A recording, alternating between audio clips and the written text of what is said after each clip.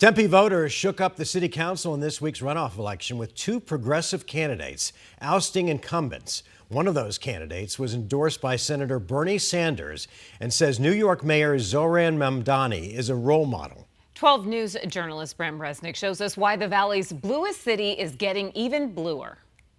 Is she the reason you decided to... Brooke St. George defeated her former boss to win a seat on the Tempe City Council. I felt that Tempe deserved, I'm just going to say, better leadership. St. George told an interviewer she wanted to shake things up at City Hall. Someone who would truly listen to the people and who was in it to serve the public.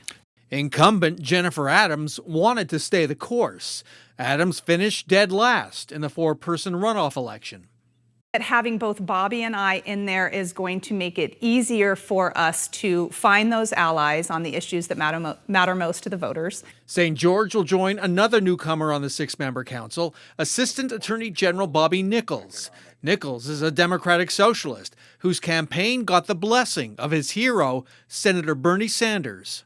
I began my political campaigning career making calls for Bernie Sanders, and I'm actually getting goosebumps just thinking about it. The country's most famous Democratic socialist, New York City Mayor Zohran Mamdani, is another hero. Zohran represents a positive energy, a can-do attitude, and a focus on affordability politics that I've really tried to replicate in this campaign. St. George and Nichols are united on finding a new way for the city to serve the unhoused population.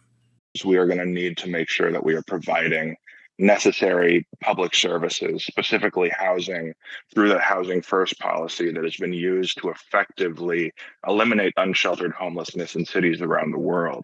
The City Council recently approved new restrictions on helping homeless people in parks. We keep talking about how everyone needs to come to the table to help solve the unhoused issue, and yet there's no table to come to. And so we look forward to creating that table. In Phoenix, Bram Resnick, 12 News.